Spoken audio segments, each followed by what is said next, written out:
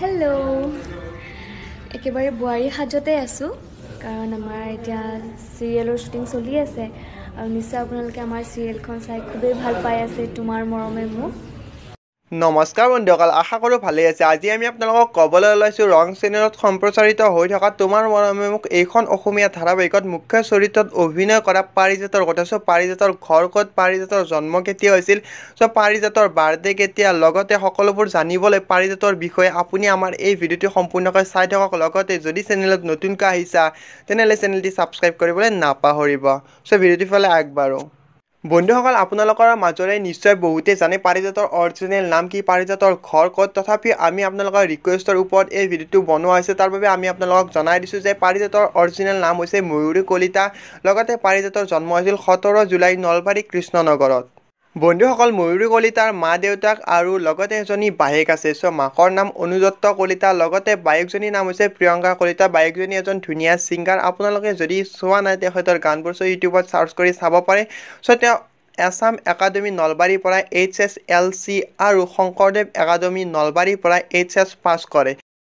ময়ূৰী কলিতা বৰ্তমান এতিয়া অভিনয় জগতখনৰ লগত ওতঃপ্ৰোতভাৱে জড়িত হৈ আছে বাবে তেওঁ গুৱাহাটীত থাকিব লগা হৈছে, কিন্তু তেওঁৰ অৰিজিনেল ঘৰ নলবাৰীত আৰু প্ৰায় তেওঁ নলবাৰীতে থাকে।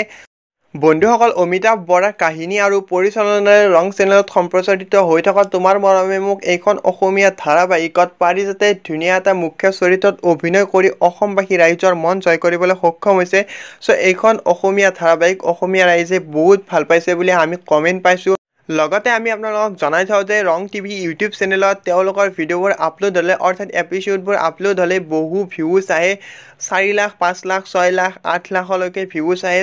তাত আমি বুজিব পাৰোঁ যে অসমবাসী ৰাইজে এইখন অসমীয়া ধাৰাবাহিক জনপ্ৰিয়ভাৱে আঁকোৱালি লৈছে আৰু এইখন ধাৰাবাহিকে ৰাইজৰ জনপ্ৰিয়তা লাভ কৰিবলৈ সক্ষম হৈছে।